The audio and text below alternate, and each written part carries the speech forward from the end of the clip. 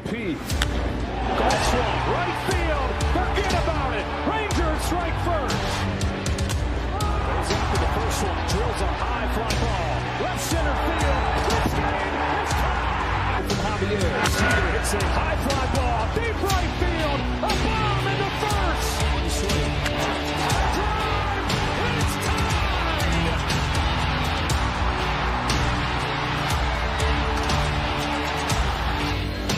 Corey Seager smashes the ball. Down line. Goodbye. Now Seager to right center field. Way back there. Gone again. Corey Seager does it again. It's Texas Rangers win the World Series. The Willie Mays Most Valuable Player Trophy presented by Chevrolet. Is there any doubt? Corey Seager. Hi, and welcome to another edition of Right on Rangers Live, coming at you on a Friday night. 5-2 Rangers victory over the Tampa Bay Rays. The pitching staff continues its domination. Josh Smith continues to absolutely put the team on his back. The offense on his back when they need it most. Great win tonight. Very sound victory was this Friday night ball game. We're going to get into everything here in just a little bit, go through the box score, highlight some great individual performances, and of course, take all of your comments and questions along the way. But first, here at Right on Rangers, we cover everything sports, but we put a big emphasis on all the teams we love from the great state of Texas, including the Rangers, and especially the Rangers during baseball season. Thank you for choosing Right on Rangers for all of your Texas Rangers content. Like I said, don't be shy. Drop a comment. Say what's up. Drop a question.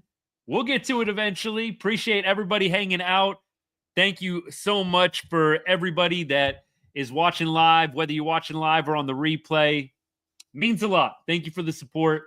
And of course, we're glad whenever the Rangers can get a dub. Always nicer to get on, do these shows after a win versus a loss. Haven't had to do a lot of lost shows this year, fortunately.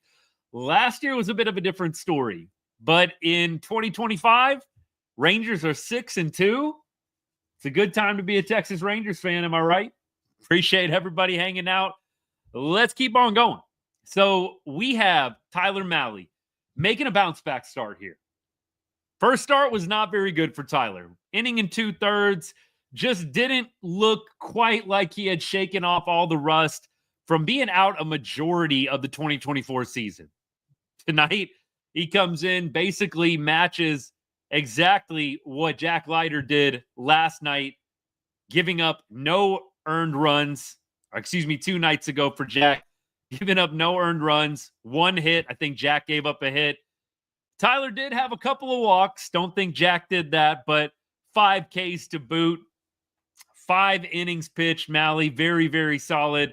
Looked a lot better tonight. The splitter was working for Tyler, and the Rangers were able to give him some support early. You love that bottom of the 3rd inning. Texas gives Tyler that 4-run lead. You got to imagine it just takes a little bit of a weight off. There's something to be said about guys really locking in and maybe pitching a little bit better in a tight ball game, but I don't know. I'd much rather be pitching with the lead myself. I got to think that 4-run 3rd inning helped Tyler to settle in a little bit more, and he was able to make it, I believe, 80 pitches tonight. I'll check the box score real quick on that one. Looks like 83 pitches. Feels like the right time to pull him. The last thing you want right off of a start where he had to get pulled after an inning and 2/3. Last thing you want is to kind of ruin this great bounce-back start from Mahle. By sending him out for the 6th inning, another turn in the lineup. I like the move to pull him. 83 pitches, solid number. Again, this guy is still recovering from a major injury in the 2023 season. Wasn't quite right in 2024, even when they brought him back. So I like the move to take Mahle out in the 5th. Armstrong still looking a little bit rough. Armstrong comes in, gives up a couple of runs. I know it was weird with the wild pitches, but I can't say Armstrong looked super sharp. It's been a couple of relief appearances now. He's really, I feel like, the only one not pulling his weight. The rest of this bullpen is pretty much nails. Right? Martin, Garcia, Jackson. I know Jackson still got that pretty high ERA from that walk-off, not walk-off, but that ninth inning home run off the bat of Abreu in the Red Sox series. But even Jackson, 4th save of the year, he's been solid. This bullpen has been pretty dang good. I mean, you take away the Jackson debacle on opening day, you take away some of Armstrong's performances. I mean, this bullpen, it feels like it's like a sub 150 ERA. It's hard to complain about anything pitching related right now. Offense scores the most runs they've ever scored in a game this season.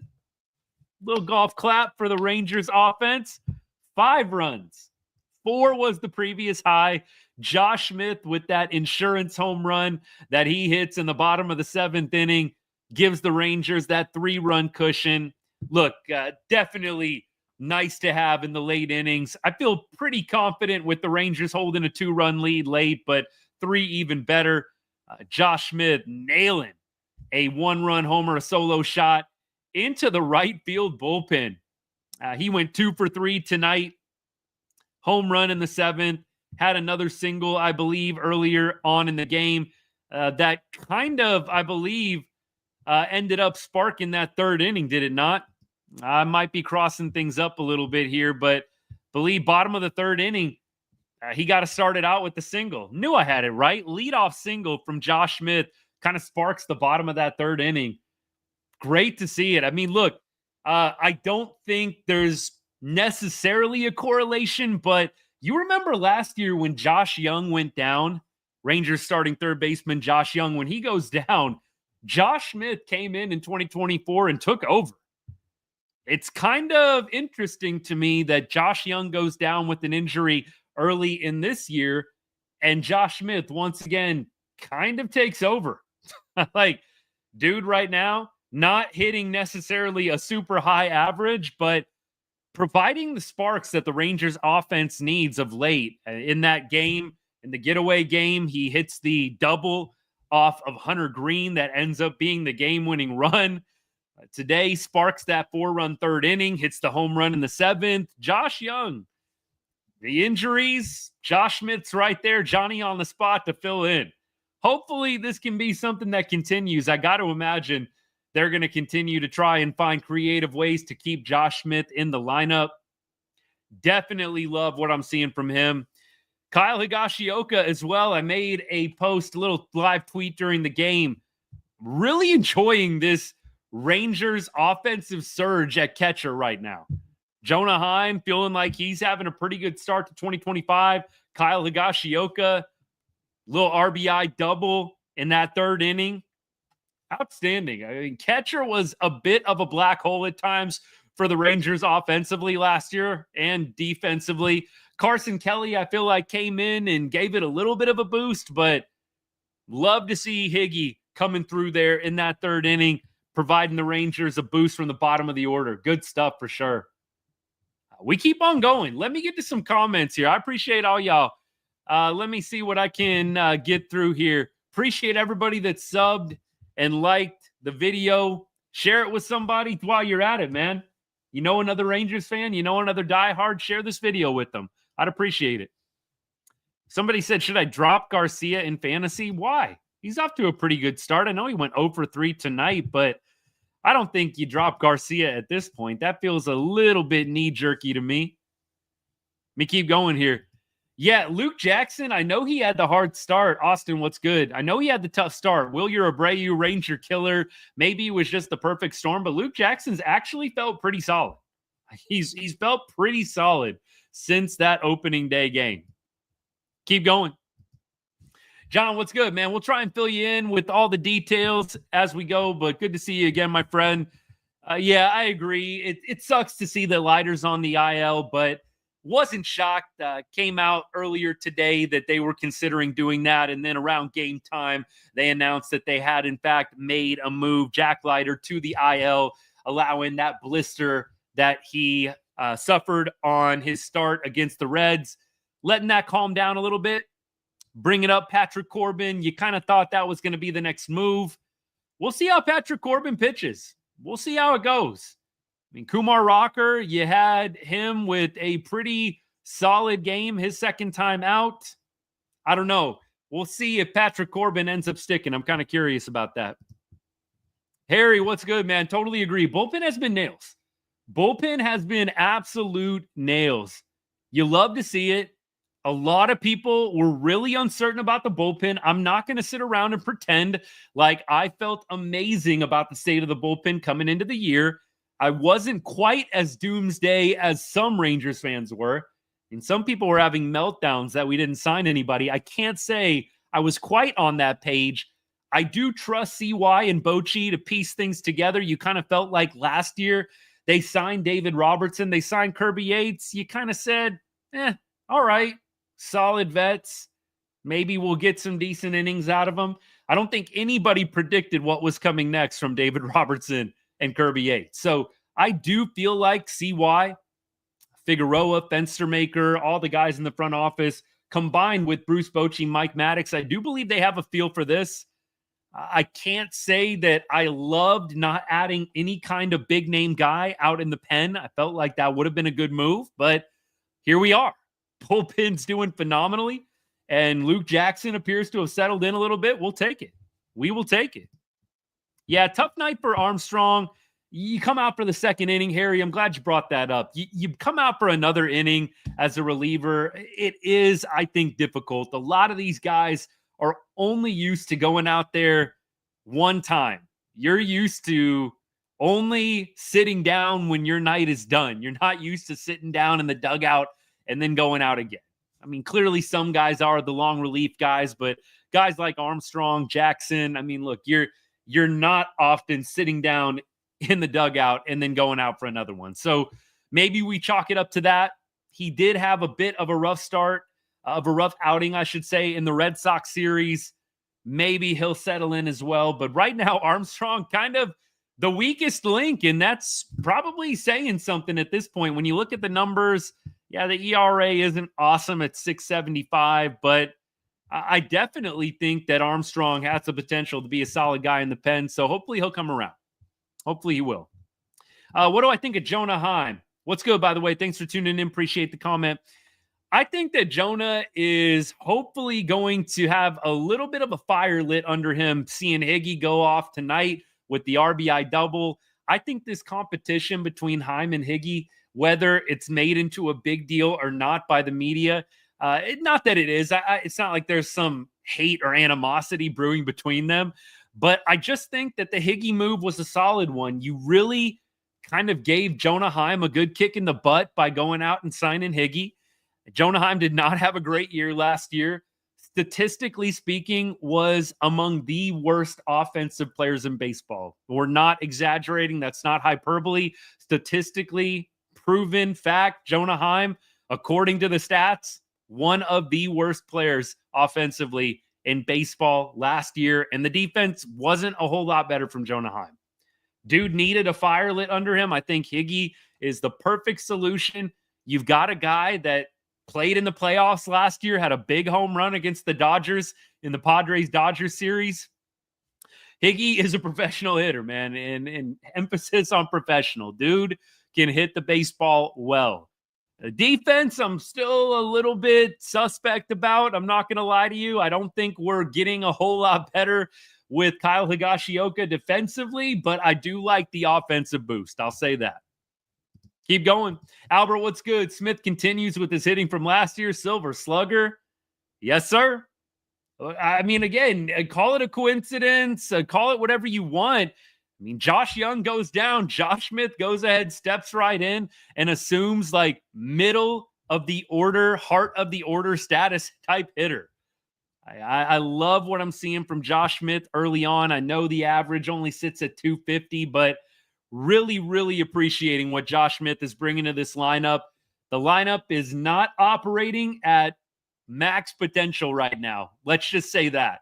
This offense could be a lot better. This is the first time this offense has scored more than 4 runs this year, and Josh Smith has been a bright spot.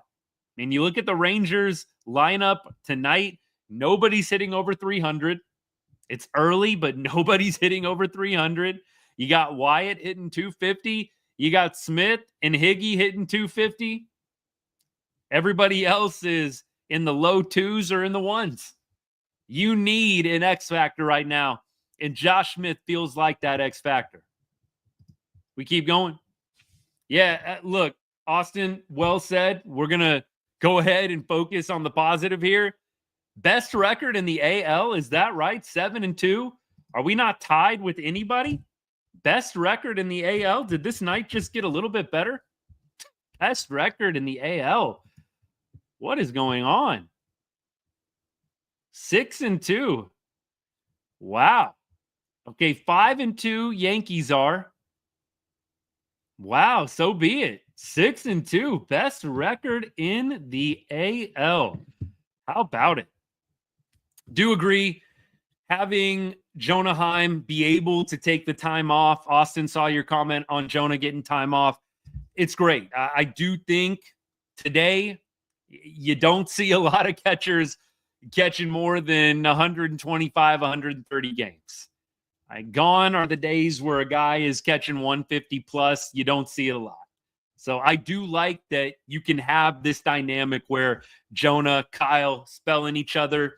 When things get a little bit back to normal with Josh Young playing the field, Corey Seager totally healthy, maybe it's possible you can potentially have maybe one of those guys DHing. I know that gets a little bit risky.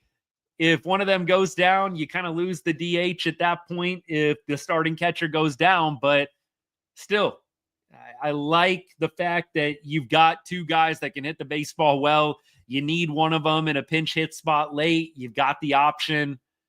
Again, you really want to get both of them in the lineup.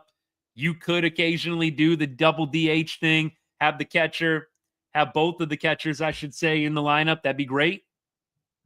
We keep going. Yeah, Wyatt definitely did get robbed. It ended up being a sac fly, but incredible play by DeLuca. John, you'll have to catch the highlight on that one. It was an outstanding catch. Really thought Wyatt was going to see that ball hit green. But look, at least you get the sac fly. Definitely got robbed, though. TikTok, what's good? I'm going to see if I can get to y'all's comments. I'm going to fly through them as fast as I can. Totally agree on Mahle. Appreciate the comment, Brad. Thanks so much, man. Josh Smith, great game as well. Ryan, what's good? I feel like Armstrong is out when Bradford or Gray comes back. That is an interesting question. Look, and don't forget about Josh Spores, right? I mean, I know Sporesy isn't going to be back for a couple of months, but you do kind of wonder who's odd man out when Sporesy's back. I don't know. I know that might be a long way off, but I'm thinking about the same things. I know it's early with Armstrong. I'm not trying to totally give up on the guy. It's just been a couple of rough games, and when everybody else is pitching amazingly in the bullpen, it's easy to pick on the guy that's not, right? The Luke Jacksons, the Sean Armstrongs. And look, Luke Jackson, minus that first game that he had where he gives up the 3-run bomb to Wilyer Abreu, Ranger killer, like he's actually pitched really well. Sean Armstrong, though, when everybody else around you is pitching phenomenally and you're not, it's just super easy to stand out. And that's what's going on right now with him. Is Josh turning into Michael Young 2.0? That is some high praise, my friend. I don't know if I'm willing to say Michael Young 2.0 for Josh Smith. I need a little bit of a bigger body of work at this point. I'll say this. I love the defense. I'd like the bat. I think the potential is there. I could see it happening, but I don't know if I'm willing to say Michael Young 2.0 quite yet. Do I think it's possible? 100%. Josh Smith, man, he is definitely coming in clutch for the Rangers when they most need it. Give him a lot of props. Brad, what's good? Berger has to start hitting to right field. He's pulling everything. A couple of y'all were asking about Berger. I was kind of rolling through the comments as I was going through YouTube. Saw a couple of y'all asking about Berger. I definitely feel like Berger is giving you a really, really solid game down at first base. So let's focus on that positive. We really haven't noticed a down tick at all in defensive capability from Nate Lowe to Jake Berger. It hasn't been evident for me yet. There hasn't been a big play where Berg doesn't scoop one or he biffs one, kicks it around over at first base. We haven't really seen that happen with Berg yet. So I definitely am pleased with that. Yes, it would be awesome to see the back end move, and he's hitting 111 right now. I think the one thing that I will say, and I know it's going to come off as a knock against Nate Lowe, and I love Nate Lowe to death, but we weren't getting a lot from Nate Lowe last year offensively. Nate Lowe got hot end of August. He got hot in September, and that's why the numbers looked respectable at the end of the year. Nate Lowe was looking ugly at different times last season. He was not looking good. And so my only feel better when I go to sleep at night thinking about the Jake Berger situation is we weren't getting a whole lot from first base last year, especially in the first half and even into the second half of the year. So it doesn't feel like as big of an issue to me. That being said, 111's not good. Jake Berger's got to be better. They don't have a better option there. I don't really feel like you should go away from Berger at this point to try and get somebody better offensively. I think, in my preference, always with Nate Lowe, was you got to have somebody that can play good defense down there. Like Ezekiel Duran at first base ain't it, right? Not that Duran is going to be the replacement for him if he continues to slump, but I don't want Zeke Duran down at first base. I don't want these randoms down at first base. Now, Jock Peterson, he's the other first baseman. Jock's not hitting that great right now. I saw he was doing some experimenting with the torpedo bat. Maybe that makes a difference for Jock. But look, tonight, 0 for 3, did have a walk. He's hitting 136. So both your dudes at first base are not doing awesome right now. It's early. We're not giving up on anybody. We're stating the obvious. We're looking at the box scores. We're looking at the at-bats. Neither one of those dudes looks completely locked in at this point. Now, it all can change very, very quickly, but I'm with y'all. Berg has got to start hitting. Got to start hitting. Rays winning tomorrow against DeGrom. I mean, look, I definitely know anything can happen in baseball, but bold statement with DeGrom pitching tomorrow. Okay.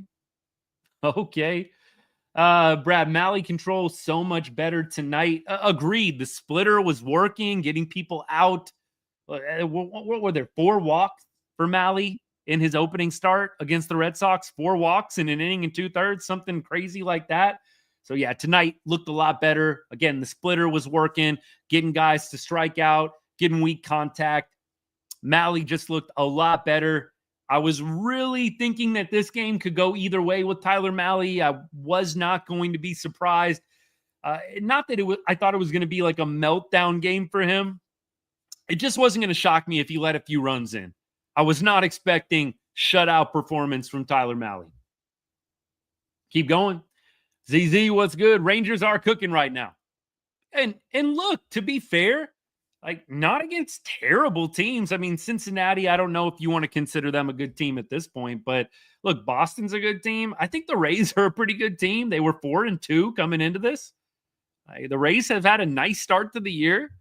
It's not like they're beating up on the terrible teams of MLB. They're actually playing some quality competition, and the pitching has just been outstanding. It's carrying the club right now. We keep going. Let me see what I got. Yeah, it's early. It's hard, but here's the alternative. I know everybody says it's early, and I don't think you meant it as a slight or anything like that, but I mean, if we're always saying it's early, nobody can have a strong opinion on anything until 25 games in? I mean, I don't know. That I always laugh when people tell me to either calm down or don't get too excited because it's still early. It's like, okay, what's the magic number where we start actually taking this seriously? I don't know. At some point, you just got to analyze the games as they're coming, react to the games as they're happening.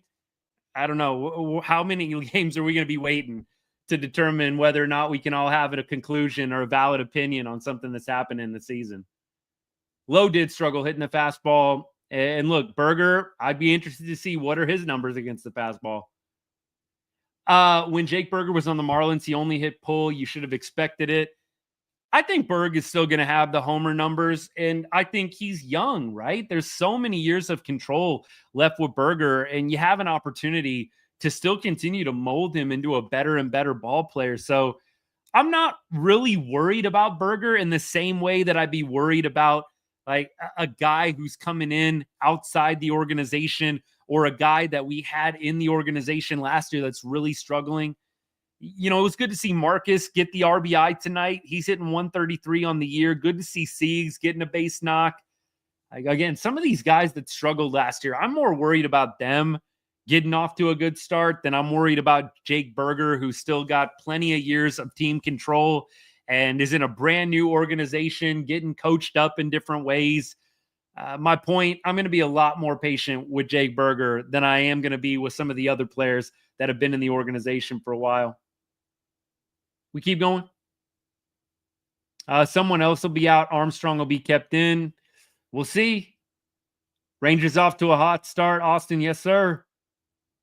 How did I forget about Sporzy? Look, Spores has been injured so much. Like I can't blame anybody kind of forgetting about him. He's been injured a lot since he threw down, spiked that glove after that sweet 2023 World Series.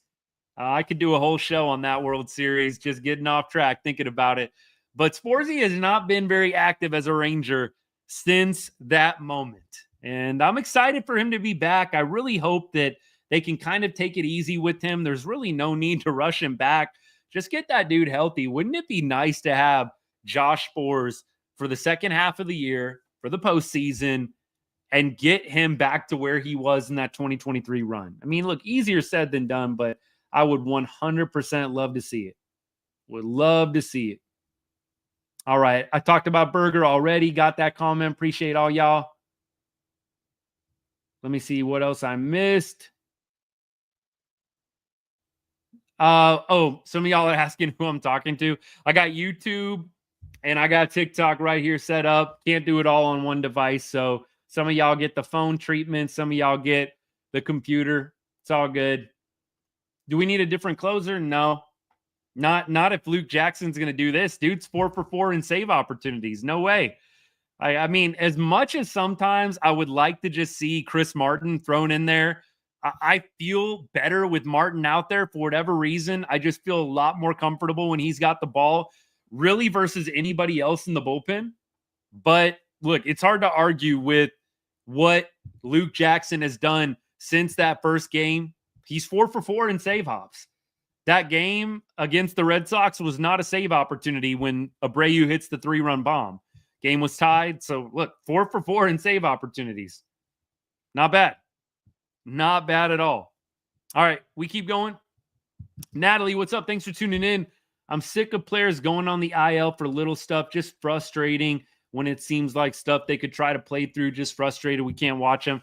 I do agree, but when you look at the IL moves that the Rangers have made, like with the blister, it's kind of just a formality to go on the IL, honestly. Like you were probably going to skip the Jack Leiter next start anyways. So why not bring up a guy? If you make the IL move, it opens up a spot for Patrick Corbin to come in. And again, if you're going to skip Jack Leiter's start anyways, which I'm sure they were going to, it's like you might as well. You might as well. And I don't think that they want to overwork Jack Leiter at this point. I don't think that they're trying to get 32, 33 starts out of him this year. So they're going to be cautious, and I think it's the right move. Now, Josh Young, I don't think he was going to go on the IL. The only reason I think they put Josh Young on the IL was because Josh Smith had to come out of that game against the Red Sox when he ran and chased that foul ball, hit his leg on the fence. If Josh Smith doesn't suffer that injury, I think Josh Young's probably back for this series. I think he probably comes back for this series. I don't think he's out until next week. And it sounds like Josh Young is going to play some games at AA Frisco over the weekend, and he'll be back for the Cubs series on Monday. But I don't think any of these guys really needed to probably go on the IL. But with Patrick Corbin working his way back, I think they want to see what they have with Corbin. So it just doesn't surprise me. But I do agree. The sentiment, it does just get old seeing guys go on the IL. We saw it a ton in 2024. A ton. So I'm kind of tired of getting the notification, Josh Young to the IL, Jack Leiter to the IL.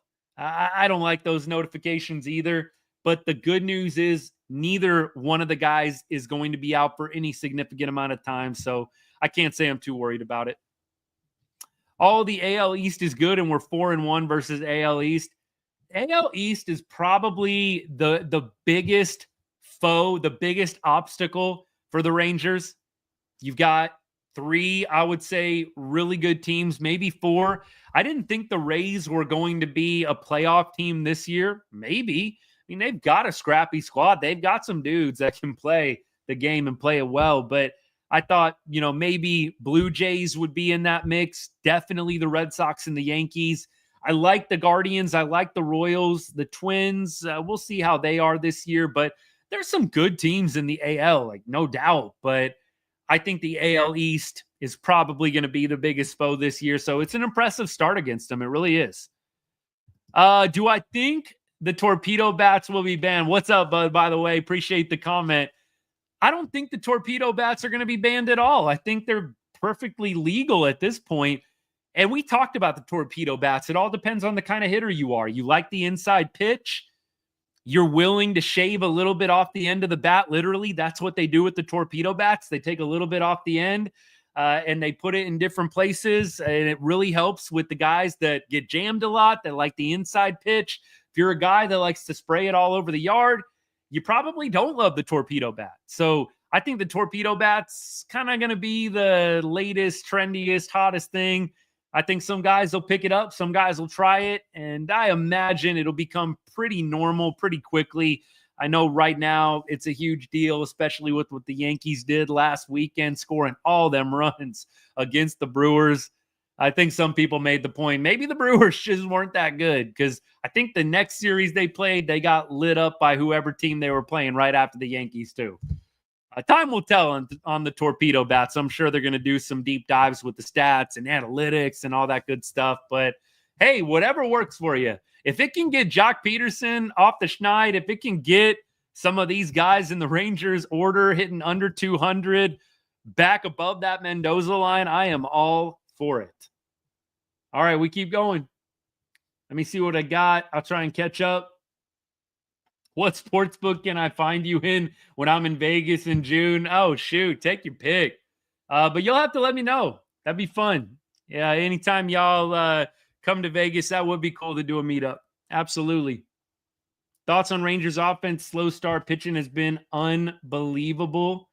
I definitely think that the Rangers are looking at this point offensively. They're reminding you, they're giving you 2024 vibes at this point. And I know there's going to be somebody that tells me it's early. Don't worry about it. Don't overreact. It doesn't feel great looking at some of these guys in the slow starts they're off to, but they just keep winning. They just keep winning games. I do kind of wonder when the good stuff is going to run out with the pitching staff and they're going to have a few rough games, and then the offense is going to be under the microscope. So my opinion, I'd rather be a little hard on the Rangers offense right now while they're winning. I mean, if I was a coach, and some of y'all know, I mean, I've coached baseball at a number of different levels, middle school through high school ball, played in college a little bit. Like, I don't know. I would much rather be pickier when I'm winning versus having to deal with meltdowns when the team is losing. So, in my opinion, be a little picky right now about the Rangers offense. I'm sure that's what Bruce Bochy and the staff is doing. Like, they're saying, hey, great job winning the ball game, but they're loving it on the inside. As a coach, you love it when you win, but there's stuff to work on, right? I mean, if you're winning and you're just killing it from every angle, there's not a lot as a coach you really have to offer. I think the coaching staff is probably feeling pretty decent about where the team's at. They're winning games, but there's stuff to work on. So anybody that's just pushing off the offense as a big nothing burger, like I'm just not there. I'm just not there. No pun intended there on the nothing burger, by the way. But Jake Berger, he's a part of the issue right now, right? He's just not hitting as well as what Rangers fans thought he would out the chute. But we know it's early. Let's see what happens. But I'd rather be a little bit more hard on the team when they're winning games than having the epic meltdowns when the offense isn't clicking and we're losing ball games. It will be when the Dodgers come to town, I'm afraid. Yeah, that's what I mean. Like, you're winning games right now, close games, but it's all going to get magnified the second that the pitching staff has an off night. Mark my words. You'll go online. You'll find it in all the chats. You'll find it in all the social media posts. The first time the pitching has an off night, people are going to start melting down about the offense, especially if they keep putting up 2, 3, 4, 5 runs. I'd rather be a little nitpicky with the offense right now when the team is 6-2 than have the full-blown meltdown when the pitching staff isn't clicking either and the offense is still scoring 2 or 3. Oh, my goodness. All right, we keep going. Apple TV broadcasting is awful. I actually, when Apple TV broadcast is on, I had the game on mute quite a bit. I actually love being able to sync up the radio guys with the TV. And I couldn't quite get that perfect, and it got a little bit annoying, but I love on MLB TV how you can sync up the TV cast with the actual radio broadcast. It's phenomenal. I love listening to Hicksy and all those guys, Nadell, and I love listening to Jared Sandler. It's great. It's great. But I'm not a big fan of the Apple TV broadcasters. I do kind of like some of the advanced stats that they show. Like, I'm interested whenever there's a certain count, what's the percentage chance that a guy gets on base? Like they were showing that in the bottom right-hand corner. I kind of like that. But I'm not a big fan of the Apple TV broadcast in general. Not a huge fan. We keep going. See what else we got. Appreciate all y'all's comments. Thank you. Okay, so here's where we're at in the show. We've gone through the big players. We've gone through players of the game. We talked about Smith. We talked about, obviously, Tyler Mahle, the bullpen. Not a whole lot to pick apart in the box score. We already went through some of the numbers. Josh Smith, the only multi-hit Ranger. We had the bottom of the order all getting a hit, 7, 8, 9. Otherwise, 1 through 6. Rangers, 1 through 6 hitters. 2 for 18 tonight. 2 for 18, 1 through 6 hitters. Just not ideal. Not ideal for your 1 through 6 hitters to be 2 for 18. And they did have 2 walks, but bottom of the order pretty much carried this offense tonight.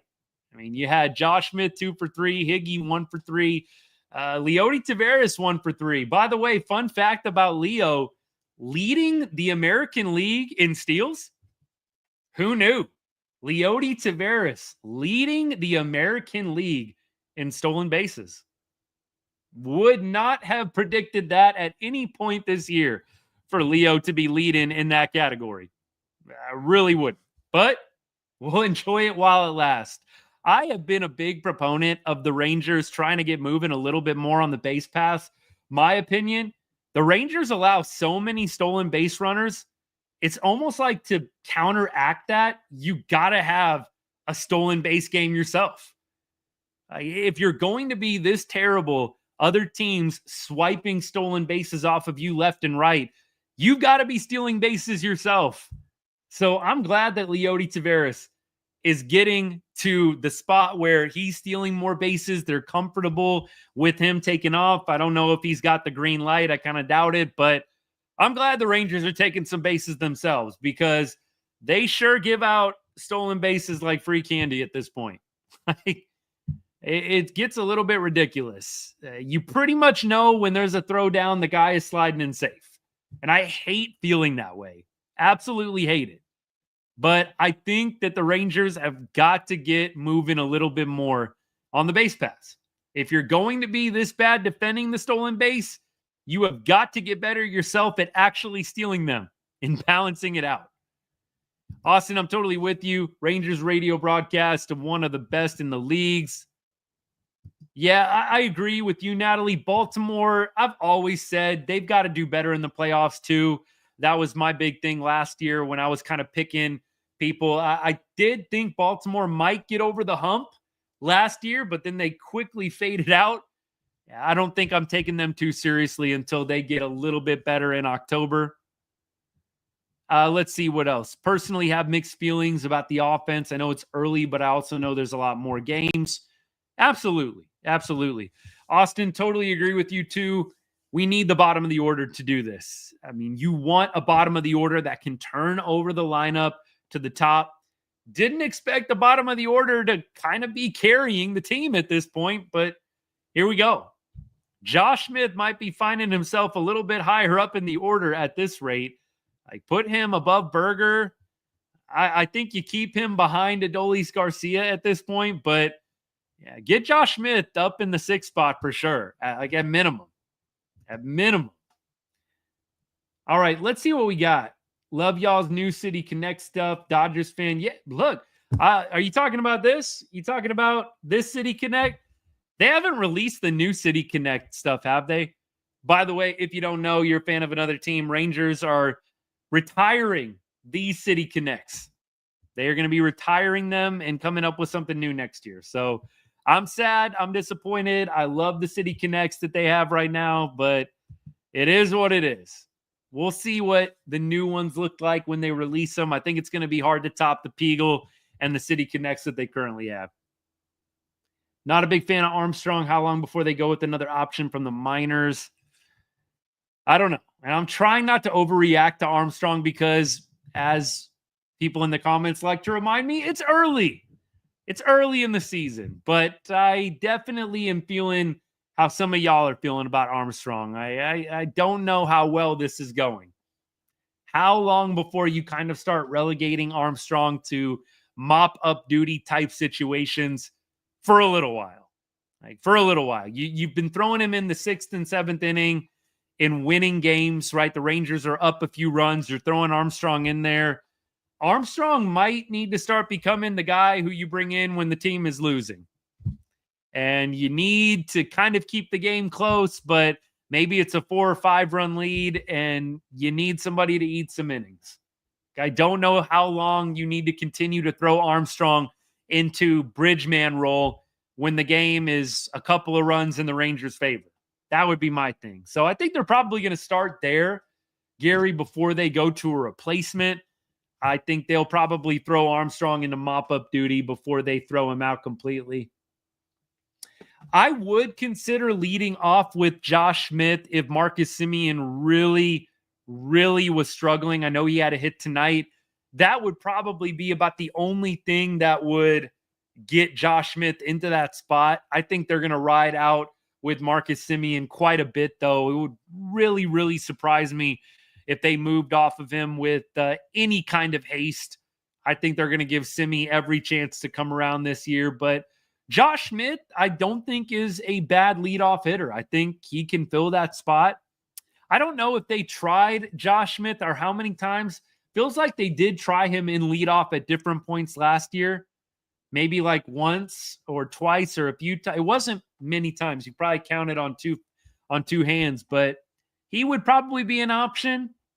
I think I talked about maybe Wyatt Langford being an option. I like him better in the 3 spot, but I like that with Wyatt, you get speed, you get a good eye at the plate, you get a little pop. I mean, I don't know if it's a move that I love, but I'm just saying if you're throwing out options, it doesn't feel like you're getting a whole lot better than Josh Smith or Wyatt Langford if you want a new leadoff guy. Who else would you want to throw there? I look up and down the lineup. There's really nobody. Leote's not consistent enough. You're not going to put one of the catchers in the leadoff spot. Jake Berger, no. Jock Peterson, no. Doley, no. It's limited options. It's pretty much either Wyatt Langford or Josh Smith as an alternative. And at that point, you're kind of just swapping Semien for Wyatt Langford, having Semien hit 3rd, or maybe you move Peterson up to 3rd, Doley 4th, and you hit Semien 5th. Like, where do you put Semien at that point? It's not like you want to hit him down at the bottom of the order necessarily. That's probably what they would have to do. But Marcus did have a good game. So, look, I understand why people are interested in Josh Smith maybe being a guy that hits a little higher, but they're going to give every opportunity for Marcus to get back on track and to really own that leadoff spot completely. I think it's going to be his for quite a long time. I think it would have to get pretty bad for them to consider removing Marcus there. Brad, appreciate the comment, man. Hey, I love getting on here, talking ball with y'all.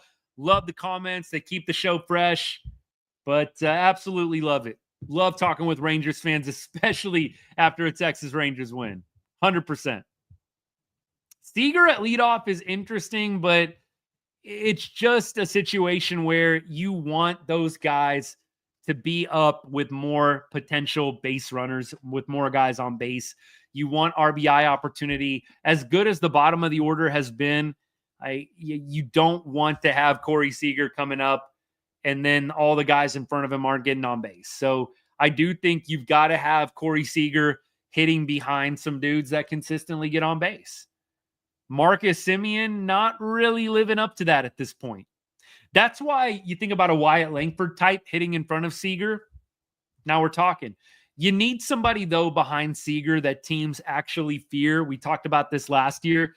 So if you're going to move Wyatt into the lineup, into the first spot, the leadoff spot, you've got to have somebody hitting behind Siegs that teams are going to fear. Is that Doley? Is that Jock Peterson?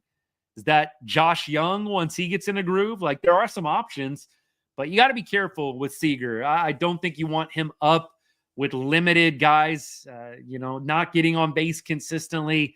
I'd much rather prefer Seager actually hit something like third. I think having Seager hit second is okay, but I'd probably rather Seager hit third and have Wyatt Langford hit second. That would probably be my one move. I know they love Seager hitting second. I'd probably rather see Wyatt hit second just because I think he gets on base a little bit more than Marcus Semien, and then you've actually got base runners on for Corey Seager.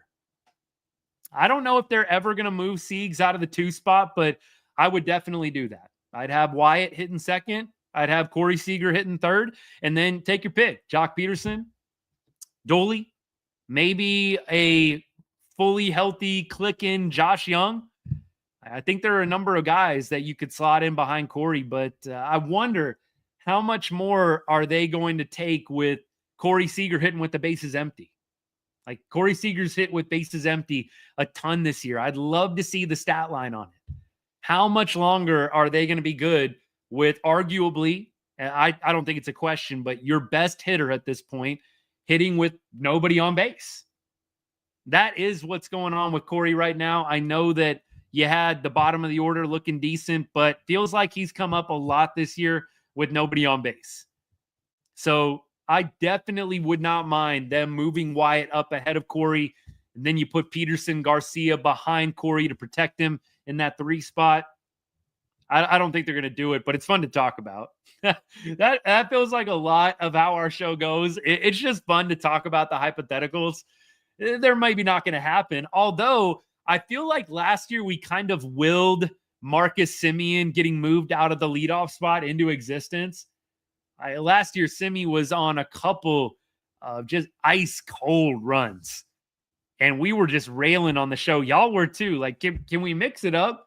Can we move Marcus out of the leadoff spot and just try somebody else? Like, remember when the offense was just going so poorly last year? And we were just saying, literally try anything different. Just shake it up a little bit.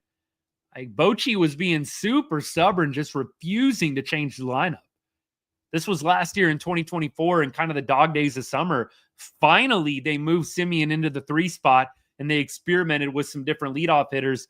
Eventually, they went back to the original, but I think it's going to be a while before they do any kind of retweaking or tooling with the leadoff spot and with the lineup.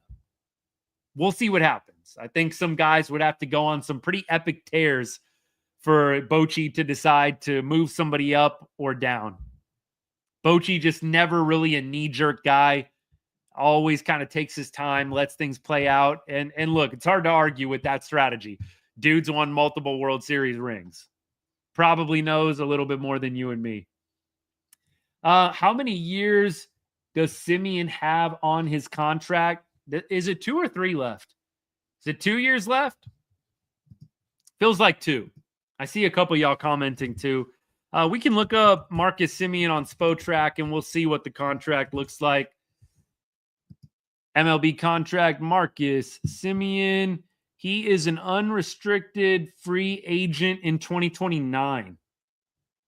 So actually more. Yeah, so we've got Semien for 4 more seasons, including this one. So 2 felt right, but it's actually more. We've got 4 more years of Marcus. This year, 26, 27, and 28. That feels like a not great contract right now. I don't want to admit that. I hate being, negative, glass half empty guy, but 4 more years of Marcus Semien hitting like this does not feel awesome. I think the argument, what helps you sleep at night with the Semien contract, is we got a World Series. We got a freaking World Series, baby. But the Semien contract doesn't feel great right now. 4 more years looking at Marcus Semien doing this. Like, surely all 4 years, they're not going to continue to just trot him out at the leadoff spot. I can't see that happening. Like, eventually, if you keep getting this from Marcus, you're going to see something change. But I do think 4 more years feels like it's going to be a long one. It's going to be a little rough at times at the end of that contract.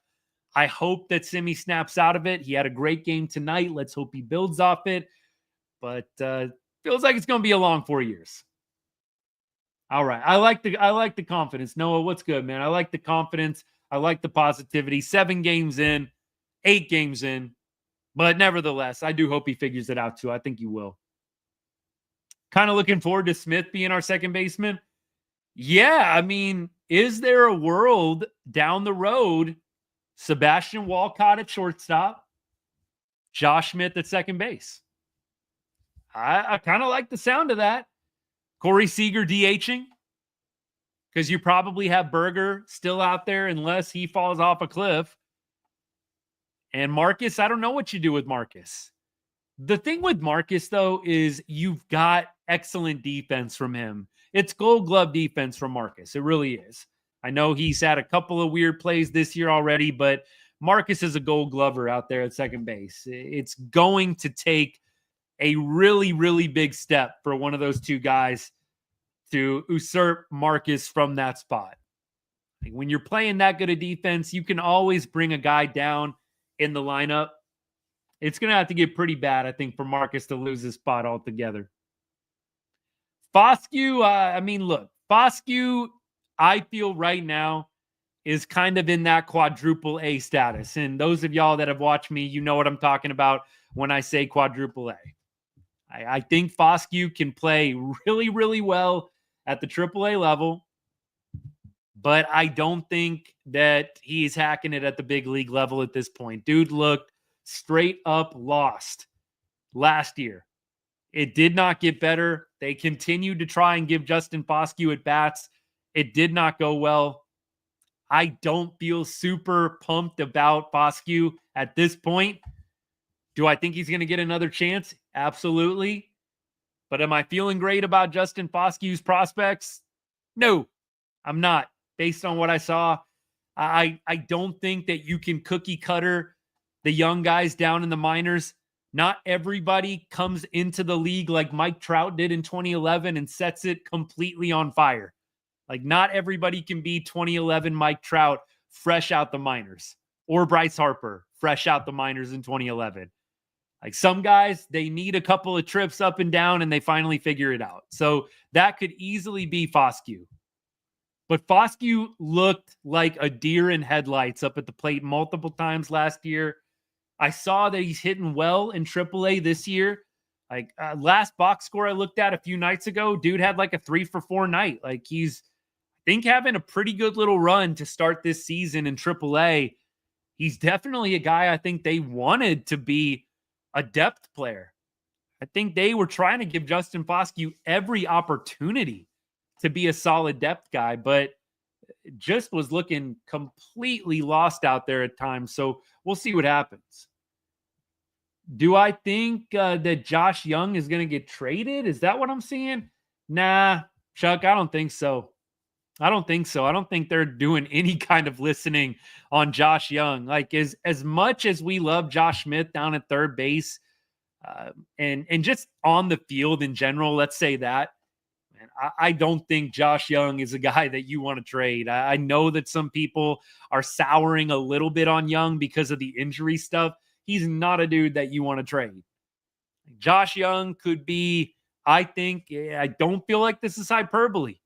He has the tools if he can stay healthy. And yeah, I know if he can stay healthy. Yeah, I know somebody's going to come in with the comment, but if he can stay healthy, I think he has the makings of a Hall of Fame type third baseman. Dude plays excellent defense. He's got a great bat. He's got pop. I think he could go down with a long and healthy career as one of the best third basemen to ever play the game. And maybe somebody's going to get on here and say hot take. I think if you watch Josh Young play, and if you watched him play in the most pressureful situations in that 2023 postseason, Josh Young raked. Those are the kinds of dudes you keep your eye on. The lights are bright. The moment is big. The pressure, it's unimaginable. And you've got a young guy like that delivering. Dude was hitting home runs in October. Josh Young is him for me. And I am so excited to get him back. Hopefully he has a prolonged run of health.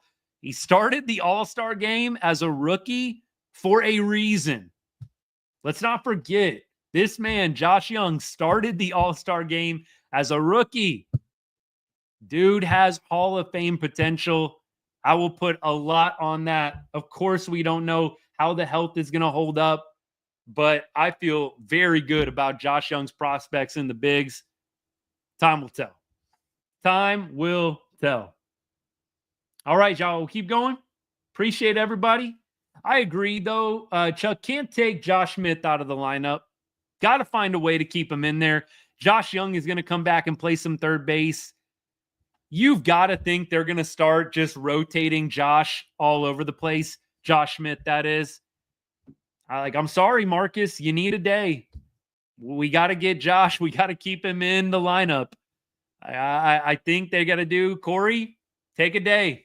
Like Corey already takes his day, so I don't think that's going to be a problem. Josh Young, same thing. I think you just rotate Josh Smith all over the yard. Have him play a little outfield. Have him play a little left field out there. Move Wyatt to center. Give Leo the day off. I think you just need to rotate Josh Smith around all over the place. He should be playing 6 out of 7 days at minimum. Look, I don't want Josh Smith in center field. I think if you're going to move Josh to the outfield, you move him to left and you take Wyatt and you move Wyatt to center. Give me Wyatt's speed and his glove out there in center. Josh, not an outfielder by trade. I'm sticking him in the corner if I got to play Josh Smith in the outfield. And that is probably a little bit painful because Josh Smith is a really good infielder. I mean, we've seen some incredible plays from him in the infield already this year. So I think it's got to be a little painful moving a glove like that to the outfield, but you got to keep Josh Smith's bat in the lineup 100%. All right, y'all. Midnight Actual, what's good?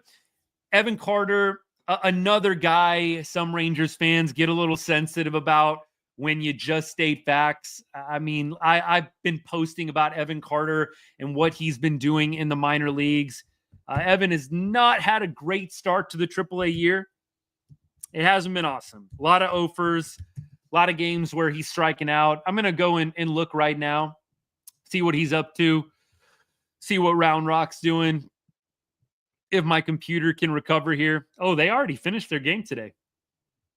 Okay. Must have been an early one. All right, box score. Let's see what we got. Evan Carter was not in the lineup tonight. They must have given him the night off. Look, Dustin Harris, 3 for 5 tonight. Blaine Krim, 4 for 5. Blaine Krim, by the way, for all of y'all that are familiar with the AAA guys, he's hitting 483 so far in the first week of the season. Nice. Foscue not playing tonight. Foscue not playing tonight in AAA. Who else? Recognizable names. That's about it. I mean, you guys know some of the regulars down there, but the big names that were up at spring training making a little bit of a splash. Look, Evan Carter, I hope he can figure it out. I think somebody said give him 2.5 weeks before you make too big of a deal out of it. We'll definitely try, but it is hard. We love Evan Carter here, right on Rangers. Want the dude to be successful and get better, get back to that form that he had in September, October 2023. It just has not come at this point. It doesn't mean that it's not going to happen, but it's been a hard start to the year for Evan Carter. It just has. So we'll see. We'll keep you posted over the weekend when Evan is back in action, but they give him the day off today, clear the mind. Hopefully he comes back over the weekend and has 2 big games. All right. Look, by the way, speaking of Evan Carter, the dream for me, going back to the leadoff, the dream for me would have been to have Evan Carter leading off for you. Like move Marcus down in the order. When Evan Carter was doing what he was doing in 2023, for me, Evan Carter's got leadoff hitter written all over him. Dude's fast. In 2023, he had a great eye. He was patient up at the plate. You saw him work a lot of deep counts. He's got speed, one of the fastest players in the game. Evan Carter, to me, has outstanding leadoff hitter written all over him. So to see him struggle, I don't think anybody really has that in their minds right now, but that's what I would like to see Evan Carter turn into. Pat, what's good? Thanks for tuning in, man. Foscue is mid-season trade bait. All y'all on TikTok, here's the comment. Foscue is mid-season trade bait at this point. Krim, Walcott, EC, the only boys on my list that move the needle, especially if EC can get his back right. Pretty much in agreement there. I think I would probably throw Harris into that list, but I'm with you. I don't think that Foscue at this point, especially consider the fact that you've got Josh Young at the hot corner. You've got Jake Berger. You've got 4 more years of Marcus Semien. Like at what point do you say Justin Foscue doesn't really fit in? Like, where is he playing? Jake Berger's got like 3 or 4 more years of club control. Where is Foscue playing? You know, you got Walcott. I'd rather you probably play Walcott above Foscue at second base. I know Foscue's got some second base time and they kind of move Foscue all over the place, but we've got tons of infield talent. There's not really a spot for Foscue. And we haven't even talked about Ezekiel Duran. I mean, Ezekiel Duran, if you've got him, you don't really need a Foscue. So I do think that Foscue is probably going to find himself on the way out at some point. Pat totally agreed. Log jammed at infield. So we'll see what happens with him. But if the Rangers need a big bat, they want to make a little splash with the offense, you want to go out and get a lockdown guy in the bullpen, that's probably what it's going to be, I think, at the trade deadline. I do think Foscue is a guy that you think about trading. Absolutely. I do think it's going to be bullpen help over a bat, because here's the thing with the bat, right? At the trade deadline, if you want to go out and get a bat, what you have to start thinking about is who are you kicking out of the lineup? So the way I see it, the only guy that you go out and get is a center fielder. The only bat you trade for is a guy that can play center field, or if you feel confident moving Wyatt Langford to center field, now you go get a corner outfielder. That's really the only kind of guy bat-wise that I'm trading for is a center fielder.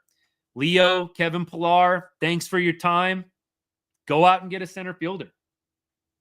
If you want to move Wyatt to center, now you have options. You can go get a guy who plays left, but that's about the only bat I think that you could probably sub in is Taveras and Pillar.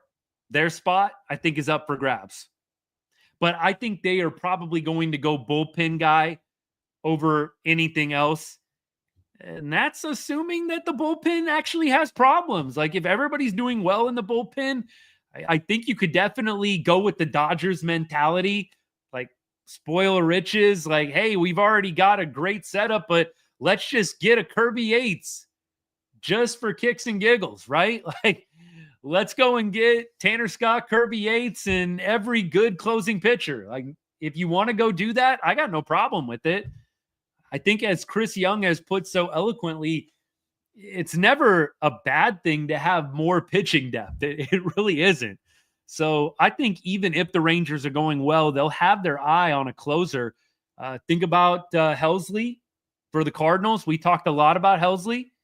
I definitely like what I'm seeing from him. But look, speaking of Spores, Pat, appreciate you bringing him up. Look, you've got Josh Spores coming back. So again, I think that the Rangers will have their eyes on relief pitching, but when you consider you've got Spores coming back, they've got some guys down in AAA too that I like. I know that JT Chagua didn't have a great spring training, but I like JT Chagua and what I saw from him last year. I think they've got some dudes. Teodo. Like, Teodo, I don't think is coming up this year per se. I think it'd have to get a little desperate this year for it to be Teodo. But I think they've got some guys already. But they might just try and keep adding depth anyways. Who's going to be the 2023 Spores, though, is the question. Shoot, take your pick. There's some dudes that are really throwing the ball well out there. I've said I really like what I'm seeing from Hobie Milner. I know that he hasn't gotten a ton of outings this year, but I really like Hobie Milner and what he brings coming in with that sidearm kind of funky delivery.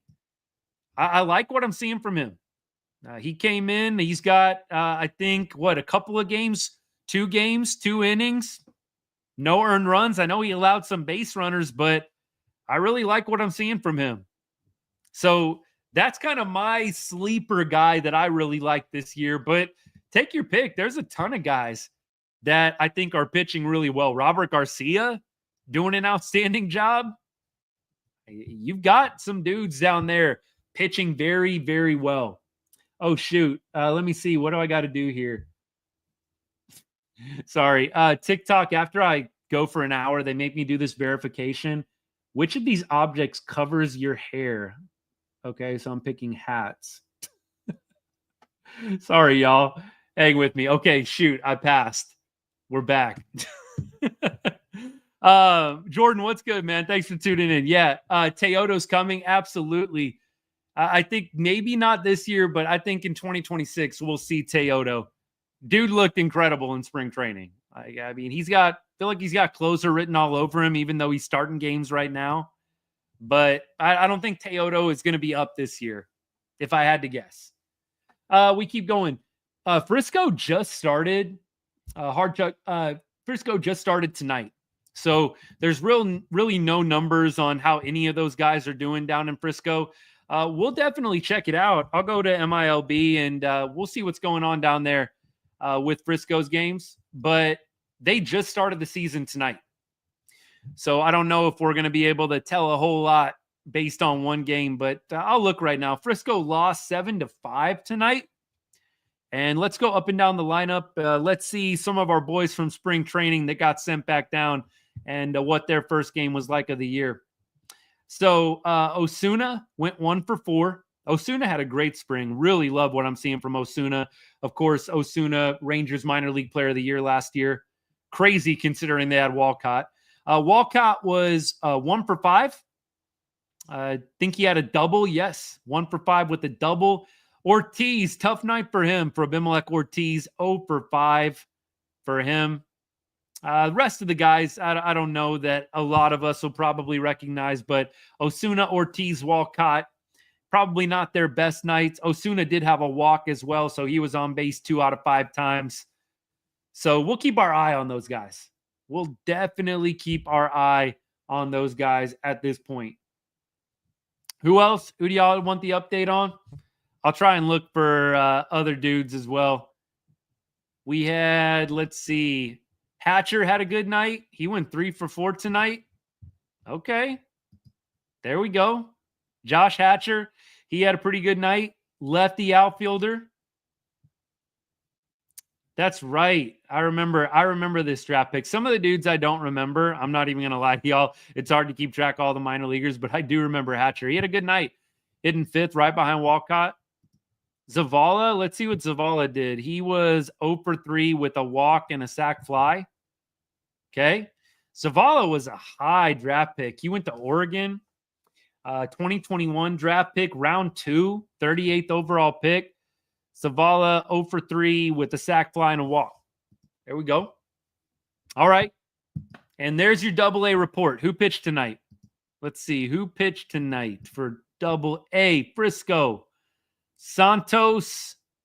He went 2 2/3, 2 earned runs, 6 Ks. That's pretty impressive, but got lit up a little bit. Okay, back to YouTube. Appreciate all y'all hanging out. Let's see. Yeah, I think maybe you don't trade Teodo like you did Clase. Good point, Pat. Can we not make that mistake again? The Clase for Kluber trade is going to live in infamy just about forever. Clase for Kluber. Good night. Woo! I don't know if there's a worse trade in Rangers history than less than an inning or 1 inning of Corey Kluber for Emmanuel Clase. Austin, good stat. We got Leody Taveras leading the league in stolen bases, and we've got Luke Jackson, leading the league in saves. Didn't have it on my bingo card, but here we are. All right, y'all, we got to get into tomorrow. We've been going on. We've been yapping on the show long enough here. Let's get into tomorrow. We got DeGrom Day. Love DeGrom days, man. It's just, there's a different feeling in the air when you wake up and you know Jacob DeGrom is on the bump. Am I right? Pumped for the Jacob DeGrom starts. And I've been telling y'all, I'm going to be giving y'all a hard time. Go and see this man pitch. This is a first ballot Hall of Famer. And if you live in the DFW or Arlington area, the Metroplex in general, go see this dude pitch as much as you can. It is a treat to watch this man step on the mound and dominate opposing hitters. Go and watch Jacob DeGrom's games anytime you can. Back-to-back starts at home. He's thrown against Taj Bradley. That's a pretty good matchup. Taj Bradley, highly touted prospect at one time. He's had his ups and downs in the bigs. Had a nice first game. Let's see what the Rangers have done against Bradley. Jake Berger, 1 for 3 with a 2-run homer.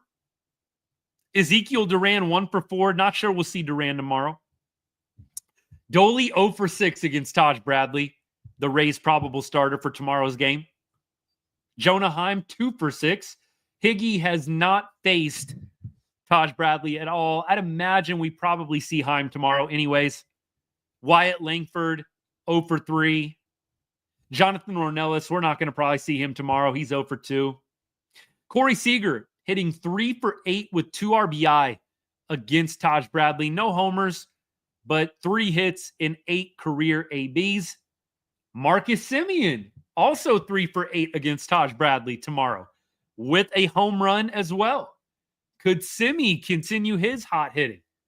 I sure would love to see Marcus just go on an absolute tear. We know what Marcus Semien heaters can look like. We know when the dude gets hot, he is driving that ball out to left field, and he looks like the dude that hit 40 bombs a few seasons ago. So beyond that, Josh Smith, no ABs to speak of against Taj Bradley, Rays probable starter for Saturday's game. Pilar, nothing. Peterson, nothing. We're not going to see Pilar tomorrow. I'm sure we'll see Jock Peterson. He hadn't had any at-bats against Bradley. So we'll see how the Rangers offense looks. Taj Bradley's a guy that gets a lot of swings and misses, but the Rangers have had some success off him. So hopefully it will be another day the offense can get 5 or more. Was it 4 or 5 that was the magic number last year? Those of y'all that watched and followed along with me last year, didn't we always say, like, if they score like 5 or more, like it's almost a guaranteed win? And like anytime they scored 4 or less, it felt like a loss. It was something like that. There was some pattern. We had a ridiculous record whenever we would score 5 or more runs, but if we scored 4 or less, it was almost like definite loss. I mean, which kind of makes sense. We're not like, spewing rocket science right now, but I mean, still, it felt like 5 was like that magic number. If we could get to 5 runs, we would always win. All right. Is Young going to get some Frisco ABs? Yes. Saturday, Sunday, he's going to be playing for Frisco, and then he'll be back on Tuesday when we go to Chicago. All right. On the other side, by the way, only 2 Rays players have faced Jacob deGrom, which, if you've been following me, I always say when a lineup doesn't have ABs against a pitcher, it's normally a crapshoot. I almost feel like if you have never faced Jacob deGrom, I don't understand how that can be an advantage. I don't know on what planet you would think, he's never faced deGrom before. He's probably going to have a lot of success. Things that sound stupid when you say them out loud, right? I think that the fact that the Rays have never seen deGrom before is probably going to play right into Jacob deGrom's hands. So I'm expecting a very, very good outing from Jacob deGrom. Very, very good outing from him tomorrow. So you're saying Dolly is due a bomb. Don't we typically wreck Tampa inexplicably at least once a season? It feels that way. I sure hope tomorrow's like a breakout game. I mean, every Rays pitcher that we go against had like a pretty good start to the season. So we'll see. Shoot, 5 runs today felt like a blowout. 5-2 felt like a blowout tonight with all of the close games that we've been having. It really did. We'll see how tomorrow goes. All right, y'all. Cody Bradford out for how long? Isn't he only out for like a month or so?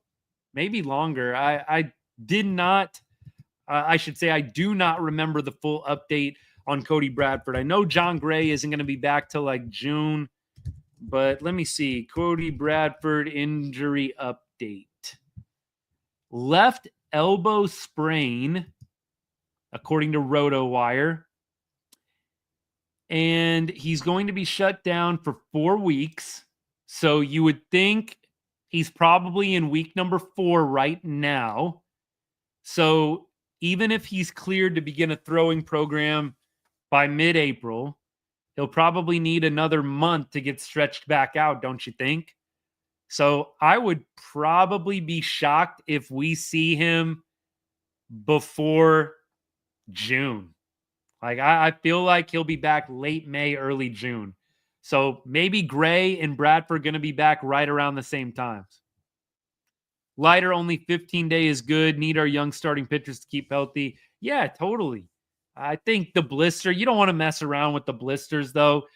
Blisters, you can just be nagged by those all season long if you try to pitch through them. So I'd rather them do this now. The last thing you want is Jack Leiter pushing through with the blister, and it just bothers him and plagues him all year. That would not be good. All right, y'all.